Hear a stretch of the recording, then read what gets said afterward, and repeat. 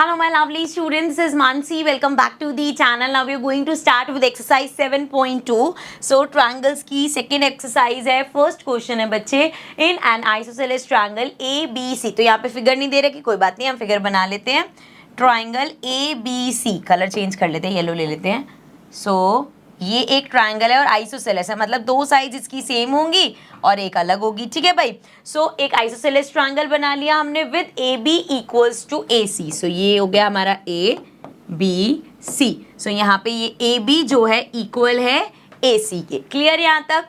हमें आगे क्या दे रखा है, the bisector of angle B and angle C intersect each other at O. So यहाँ पे ये एंगल बी है बच्चे, ये एंगल सी है, इनके बाइसेक्टर. बाइसेक्टर क्या होता है, जैसे अगर ये एक एंगल है, सो इस एंगल को दो इक्वल पार्ट्स में जो डिवाइड करता है वो बाइसेक्टर होता है. तो इसका बाइसेक्टर इस तरीके से होगा, इसका बाइसेक्टर इस तरीके से होगा.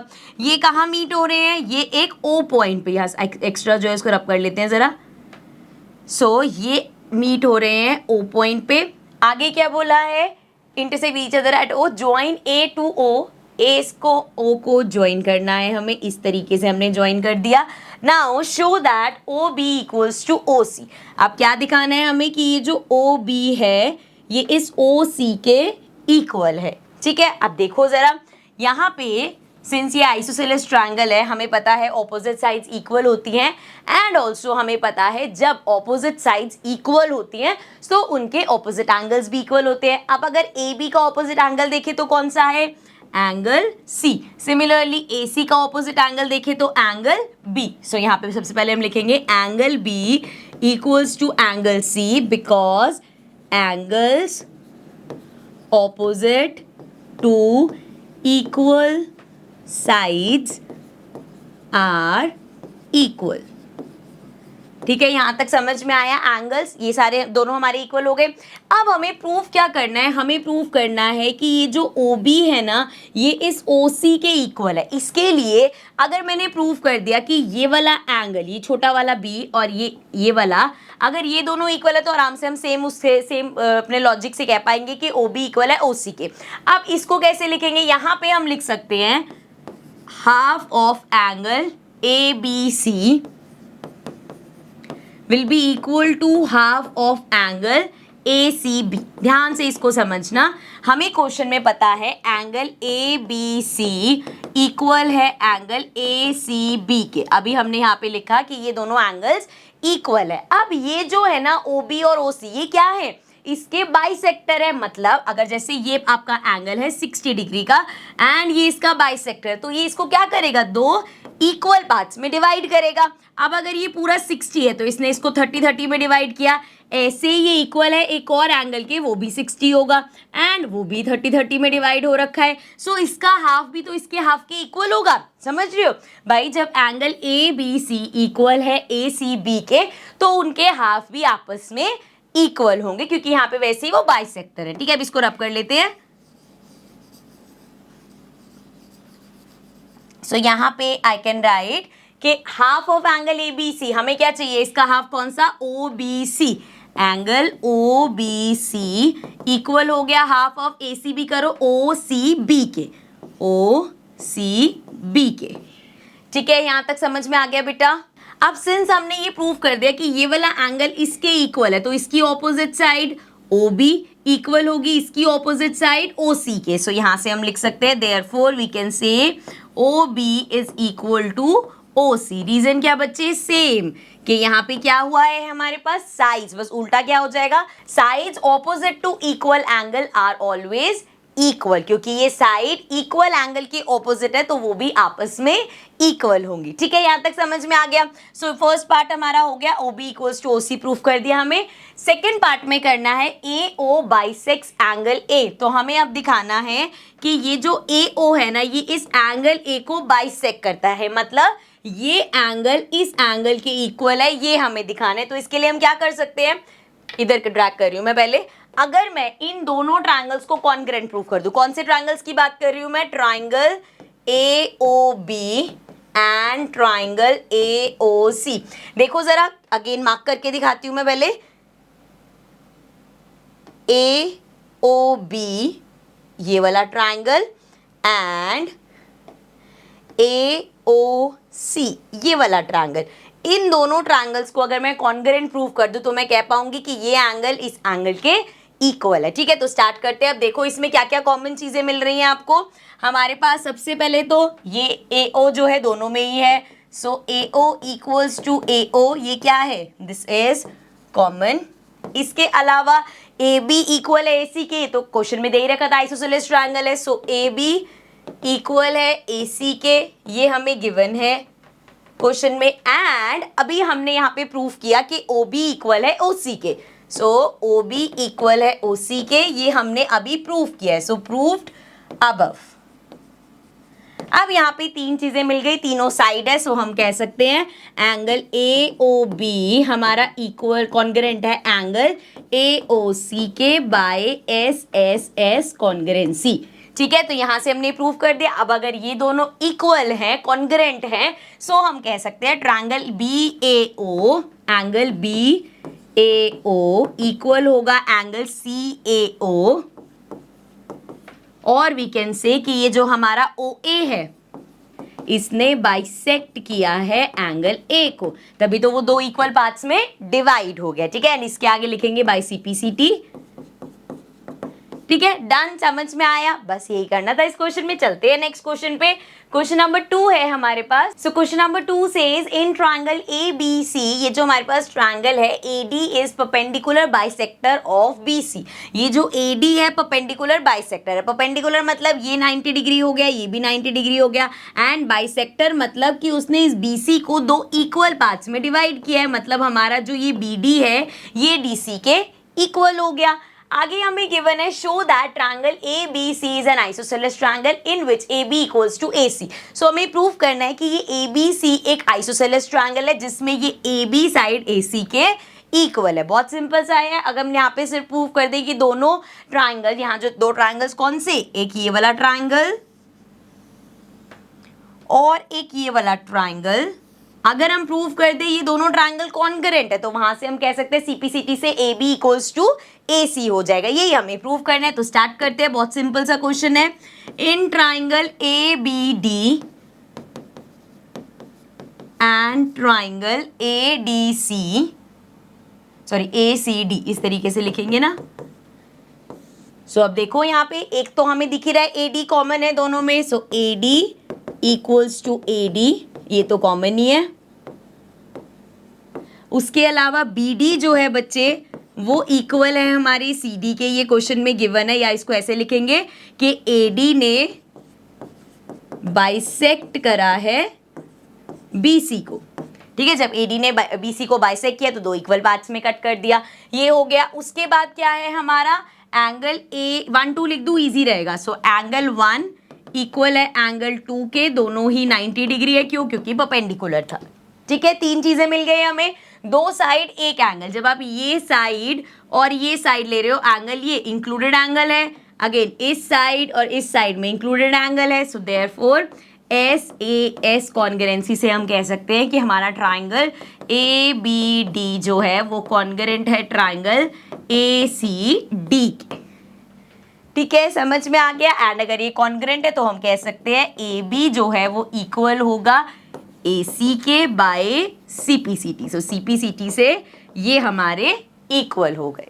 ठीक है, एंड सिंस अगर ये दोनों साइड्स हमारी इक्वल है, सो वी कैन से कि ये एक आइसोसेलेस ट्रायंगल है। ठीक है, डन। चलो नेक्स्ट क्वेश्चन पे आते हैं। नेक्स्ट थर्ड क्वेश्चन है ABC is an isosceles triangle in which altitude BE and CF are drawn to equal sides AC and AB respectively। So ये AB और AC इक्वल है, ये हमें पता है। ये एल्टीट्यूड बनाए है, मतलब यहाँ पे ये 90 डिग्री के हैं। ठीक है, उसके अलावा हमें करना क्या है, show that these altitudes are equal. हमें प्रूफ ये करना है बच्चे कि ये जो FC बनाया है और ये जो हमारे पास BE है ये दोनों इक्वल हैं। तो आपको यहाँ पे ट्रायंगल्स इस तरीके से चूज करने पड़ेंगे कि जो जो चीजें आपको गिवन है उसकी हेल्प से आप यहाँ पे इन ट्रायंगल्स को कॉन्ग्रुएंट प्रूव कर पाओ। अब देखो जरा, अगर हम जैसे यहाँ पे ये तो हमें प्रूव करना है तो ये तो साइड लेनी पड़ेगी। इसके अलावा हमें पता है कि भाई ये हमें गिवन है, ठीक है, तो यहाँ से ये मिल जाएगा एंड अगर मैं इसको ज्वाइन करूँ तो ये 90 डिग्री का एंगल मिल जाएगा। ठीक है, मिल गए यहाँ पे हमें चीजें। इसी तरीके से ये वाला ट्रायंगल देखो, एक ये तो हमें निकालना ही है, ये लिया और ये लिया, सो ये ट्रायंगल हो जाएगा। अगेन यहाँ पे भी यही है, ये जो एंगल है ये 90 डिग्री का हो जाएगा।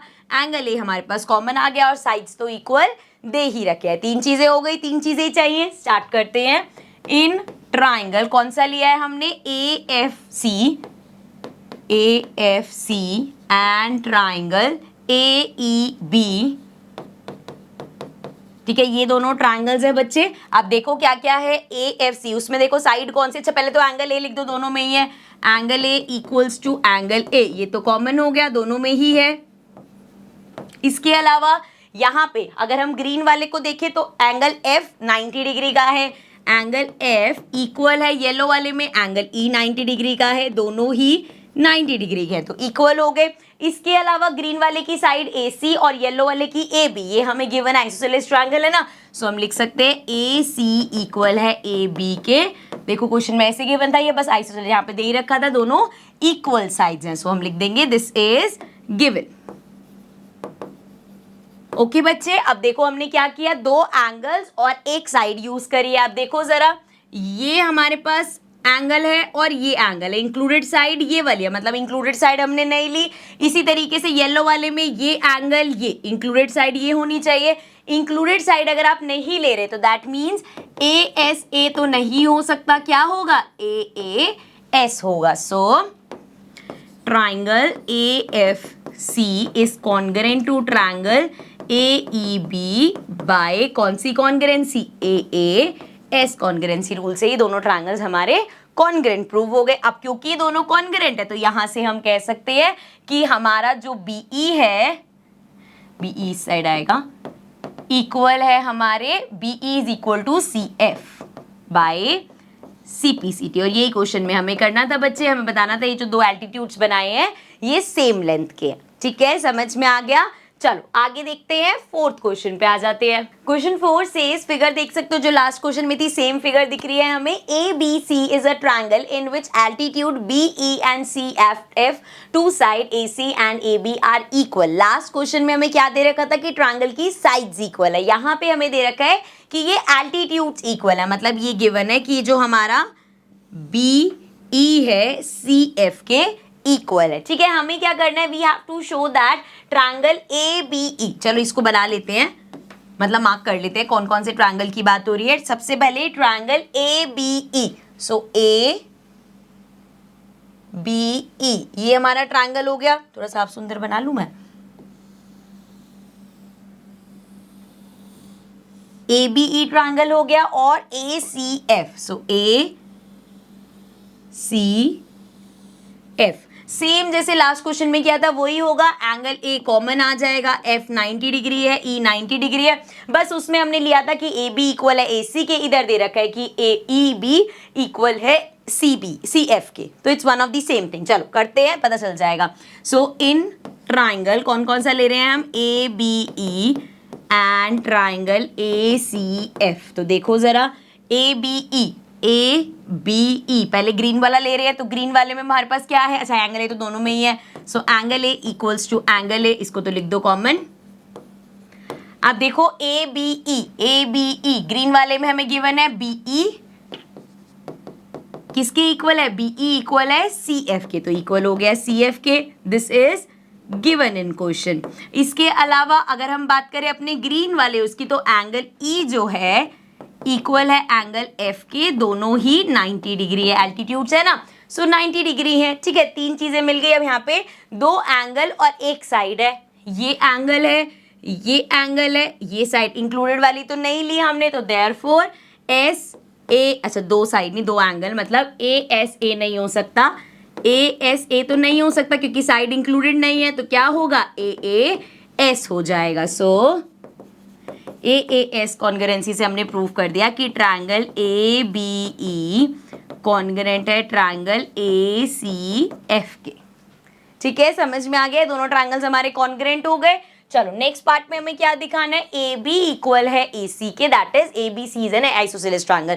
तो अभी अगर हमने प्रूफ किया है कि ये ग्रीन वाला ट्रायंगल और ये येलो वाला ट्रायंगल कॉन्ग्रुएंट है, सो हम कह सकते हैं ए बी और ए सी भी इक्वल होगा। क्यों बच्चे, by CPCT. So A B equal होगा ए सी के बाय सीपीसीटी, ठीक है। एंड अगर ये दोनों इक्वल है तो हम कह सकते हैं कि ये एक ट्रायंगल हमारा आइसोसेलेस ट्रायंगल है, ठीक है। सो ये था सेकंड पार्ट। अब चलते हैं नेक्स्ट क्वेश्चन पे, question number 5। Question number 5 says A B C and D B C are two isosceles triangles. तो ये ए बी सी और जो हमारा ये बी सी डी, ये दो ट्रायंगल्स आइसोसेलेस ट्रायंगल है, मतलब इसमें ए बी इक्वल है ए सी के, इसमें बी डी इक्वल है सी डी के। हमें क्या करना है, on the same base B C इनका सेम बेस है, we have to show that A B D angle A B D, ये वाला जो हमारा एंगल है and angle A C D और ये वाला जो एंगल है, ये दोनों एंगल इक्वल है। अब देखो, अगर जैसे हमारे दिमाग में आएगा कि यार ये ट्रायंगल ले लिया, ये ट्रायंगल ले लिया, इनको कॉन्ग्रुएंट प्रूव कर देते हैं। बट अगर आप इनको कॉन्ग्रुएंट प्रूव कर भी दोगे, उसमें ये एंगल तो आया ही नहीं। सो ये एंगल आएगा कैसे, इसके लिए हमें छोटी सी कंस्ट्रक्शन करनी है। क्या करना है, सिंपली ज्वाइन ए डी, हम ए और डी को ज्वाइन कर देंगे। अगर हम यहाँ से ए और डी को ज्वाइन करते हैं, सो आप देखोगे मेरे पास दो ट्रायंगल्स आएंगे। एक आएगा ट्रायंगल ए बी डी, ये ट्रायंगल आ गया हमारे पास।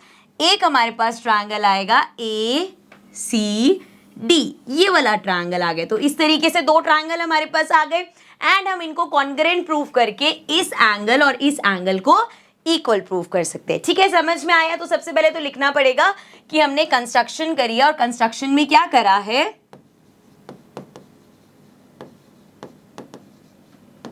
कंस्ट्रक्शन में हमने किया है ज्वाइन ए डी को हमने ज्वाइन किया है, ठीक है। अब देखो जरा, अब क्या करना है हमें, नाउ इन ट्रायंगल, कौन से ट्रायंगल ले रहे हैं हम, A B D and triangle A C D. पहले कौन सा है, ग्रीन वाला है। अच्छा, दोनों में कॉमन तो दिख रहा है, ए डी साइड कॉमन है, तो सिंपल लिख ए डी इक्वल है ए डी के, ये तो हमारा कॉमन ही हो गया भाई। एंड ऑल्सो क्वेश्चन में गिवन था ये जो ए बी है ए सी के इक्वल है, ए बी इक्वल है ए सी के, क्योंकि triangle A B C is isosceles triangle, ठीक है। इसके अलावा नेक्स्ट हमारे पास बी डी इक्वल है सी डी के, ये भी था। बी डी जो है इक्वल है सी डी के, अगेन क्योंकि triangle B C D is isosceles, ठीक है। क्लियर? यहाँ तक तीन चीजें मिल गई, तीनों साइड है। सो हम कह सकते हैं ट्रायंगल ए बी डी हमारा कॉन्ग्रुएंट है ट्रायंगल ए सी डी के by S S S congruency. So triple S congruency से हमारी ये दोनों जो ट्रायंगल्स हैं कॉन्ग्रुएंट प्रूव हो गए। इसके साथ हम कह सकते हैं कि जो एंगल बी है इक्वल होगा एंगल सी के, एंगल बी इक्वल होगा एंगल सी के बाय सीपीसीटी, ठीक है। सिंपल सा क्वेश्चन था, इजी सा क्वेश्चन था। अब चलते हैं अपने नेक्स्ट क्वेश्चन पे। सो question number 6. Question 6 is triangle ABC is an isosceles triangle in which AB equals to AC. So ये जो हमारा है ABC, इसमें ये AB इक्वल है AC के and side BA is produced to D, ये BA को आगे D पॉइंट तक ले गए such that AD equals to AB. अब ये जो AD है ये भी AB के इक्वल है। सो यहाँ से हमें क्या समझ आया कि भाई AB, AC और AD ये तीनों इक्वल हो गई। जैसे मान लो भाई ये अगर मान लो 5 थी, ये इक्वल है इसके, ये भी 5 हो गई। अब ये और ये भी इक्वल है तो ये भी 5 हो गई, तीनों सेम हो गई ना। सो यहाँ से हमें ये चीज पता चल गई कि तीनों साइड्स इक्वल है। Now such that AD equals to AB लिखा हुआ है, show that angle BCD is a right angle. So angle BCD ये जो एंगल है ये 90 डिग्री का है, ये हमें प्रूफ करना है। एंगल BCD इक्वल है 90 डिग्री के, ये हमें क्वेश्चन में प्रूफ करना है। अब देखो जरा, पहले तो ये देखो यहाँ पे जो हमें दो इक्वल चीजें दे रखी हैं, इससे हमें क्या क्या मिलता है। यहाँ से अब अगर ये साइड इस साइड के इक्वल है, ट्रायंगल ABC की बात कर रही हूँ मैं, लिखती रहती हूँ साथ साथ,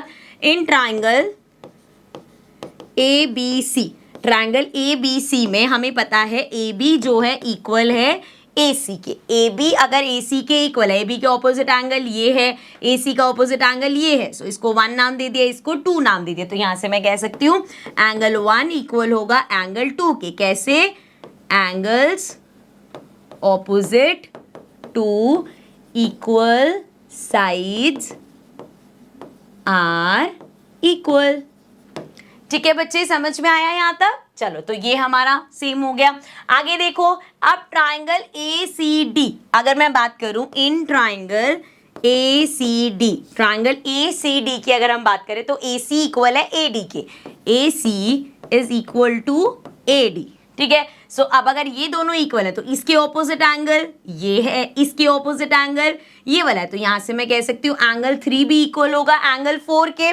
सो here I can say angle 3 equal होगा एंगल 4 के। Reason same, angle opposite to equal sides are equal. ठीक है, तो यहां से मुझे ये मिल गया एंगल 1 इक्वल है एंगल 2 के, एंगल 3 इक्वल है एंगल 4 के। निकालना क्या है? निकालना मुझे है ये वाला एंगल, मतलब एंगल 2 प्लस एंगल 3, ये 90 डिग्री निकालना है मुझे, ये हमें प्रूफ करना है। ठीक है, सो क्या करेंगे ना, यहाँ पे सिंपल देखो, अब मैं इस बड़े ट्रायंगल को अगर देखूं, ट्रायंगल BCD, सो ट्रायंगल BCD की अगर हम बात करें तो हमें पता है angle B plus angle C plus angle D हमारा इक्वल होगा 180 डिग्री के। कैसे 180 डिग्री के इक्वल होगा भाई? एंगल सम प्रॉपर्टी है। एंगल, रुको मैं भी लिख दूं फिर मैं बताती हूँ क्या बोला है मैंने अभी।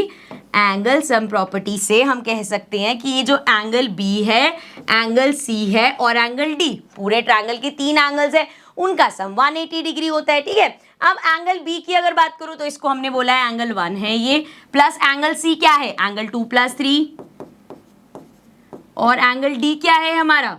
एंगल 4 इक्वल है 180 डिग्री के।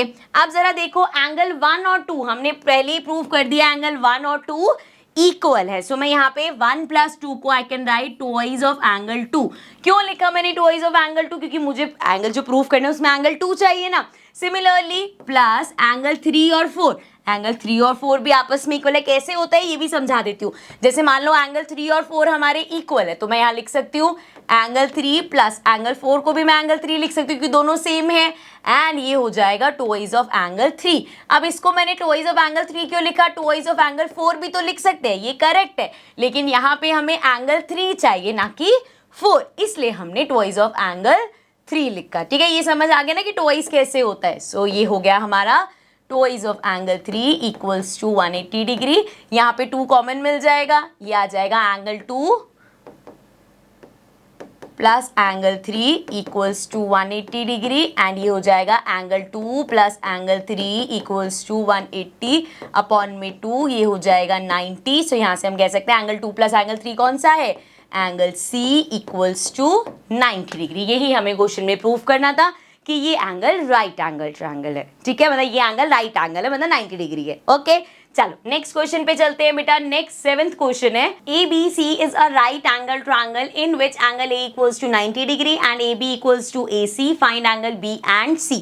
सो हम पहले ट्रायंगल बना लेते हैं, एक राइट एंगल ट्रायंगल बनाना है हमने, ये हो गया हमारा राइट एंगल ट्रायंगल, एंड बोला गया है राइट एंगल्ड एट A, तो मतलब 90 डिग्री वाला एंगल A पे है। अब चाहे यहाँ B लिखो, C लिखो या इधर BC लिखो, it's one of the same thing. मान लो ये हो गया ABC। अब हमें गिवन क्या है? AB इक्वल है AC के, तो ये जो AB है ये इक्वल है इस AC साइड के। Find angle B and C, हमें एंगल B और एंगल C निकालना है। अब देखो जरा बेटा, पहली चीज जो यहाँ पे समझ आएगी, ये साइड इस साइड के अगर इक्वल है, इसका ऑपोजिट एंगल कौन सा है? एंगल C, और इस साइड का ऑपोजिट एंगल कौन सा है? Angle B। सो यहाँ से हम कह सकते हैं कि हमारा एंगल B इक्वल होगा एंगल C के। क्यों? Angles opposite to equal sides are equal। ठीक है भाई, क्योंकि हमारी इक्वल साइड के ऑपोजिट एंगल्स है ये, तो ये इक्वल होंगे। ठीक है, अब यहाँ पे अब सिंस हमें पता है एंगल इक्वल है और ये एंगल तो पहले से ही पता है 90 डिग्री है भाई, राइट एंगल ट्रायंगल 90 डिग्री होता है, एंड ये एक ट्रायंगल है। सो हम कह सकते हैं इन ट्रायंगल ABC, ट्रायंगल ABC में angle A plus angle B plus angle C equal है 180 डिग्री के। सो यहाँ पे एंगल A पता है 90 डिग्री है, प्लस अब यहाँ पे एंगल बी या सी, किसी को भी मैं टॉइज ऑफ एंगल बी या टॉइज ऑफ एंगल सी लिख सकती हूँ क्योंकि हमने प्रूव करा है कि ये दोनों इक्वल है। Let's write twice of angle B जो होगा इक्वल होगा 180 डिग्री के। सो ये हो जाएगा twice of angle B equals to 180 upon, यहाँ पे अपॉन नहीं सॉरी माइनस 90 हो जाएगा। सो ये आ गया twice of angle B equals to 180 में से 90 गया, 90 आ गया, इसको ऊपर कर दो, एंगल बी हमारा आ जाएगा 90 अपॉन में 2 which is equal to 45 degree. So angle B हमारा आ गया 45 डिग्री। अब एंगल बी अगर 45 डिग्री है सो एंगल सी भी 45 डिग्री होगा। सो हम कह सकते हैं angle B equals to angle C equals to 45 degree, दोनों ही 45 डिग्री के होंगे। ठीक है, डन, क्लियर, सिंपल क्वेश्चन था। चलो नेक्स्ट क्वेश्चन पे चलते हैं, लास्ट क्वेश्चन इस एक्सरसाइज का। सो क्वेश्चन नंबर 8 से show that the angles of an equilateral triangle are 60 degree each. So यहाँ पे एक इक्विलेटरल ट्रायंगल बना लेते हैं इस तरीके से। मान लो मैंने एक इक्विलेटरल ट्रायंगल बना दिया। अब हमें प्रूव करना है, जैसे ट्रायंगल हो गया पी क्यू आर, तो हमें प्रूव करना है कि ये सारे एंगल 60 डिग्री के हैं। सो सिंस ये एक इक्विलेटरल ट्रायंगल है, हमें पता है इक्विलेटरल ट्रायंगल की सभी साइड्स इक्वल होती है, तो इस केस में पी क्यू इक्वल है क्यू आर के एंड ऑल्सो इक्वल है पी आर के। अब एक एक करके पैर लेते हैं, पी क्यू इक्वल है क्यू आर के। सो जब पी क्यू क्यू आर के इक्वल था, इसका मैं नंबरिंग कर देती हूँ 1 2 3। सो अगर आपका पी क्यू जो है बच्चे क्यू आर के इक्वल है, इसका ऑपोजिट एंगल एंगल 1 एंड इसका ऑपोजिट एंगल एंगल 3, तो दैट मीन्स एंगल 1 इक्वल हो गया एंगल 3 के। ये आ गई हमारे पास पहली इक्वेशन। सिमिलरली ये साइड जो है इस साइड के इक्वल है, तो हम कह सकते हैं इसका ऑपोजिट एंगल एंगल 2, इसका opposite angle angle 1। So angle 2 equal है एंगल 1 के। अगेन सेकेंड इक्वेशन हो गई। एंड ऑल्सो एक कलर और ले लेते हैं जरा, यहां से मैं कह सकती हूँ ये साइड इस साइड के इक्वल है। सो इसका ऑपोजिट एंगल ये और इसका ऑपोजिट एंगल ये। सो यहां से हम कह सकते हैं एंगल 2 इक्वल है एंगल 3 के। थर्ड हो गई, शायद विजिबल नहीं होगा, इसको थोड़ा सा लाइट कर लेते हैं। एंगल 2 इक्वल है एंगल 3 के, थर्ड इक्वेशन हो गई। सो यहां से 1 कह रहे हैं हम 3 के इक्वल है, 3 कह रहे हैं 2 के इक्वल है, 2 1 के इक्वल है। तो यहां से फ्रॉम 1 2 एंड 3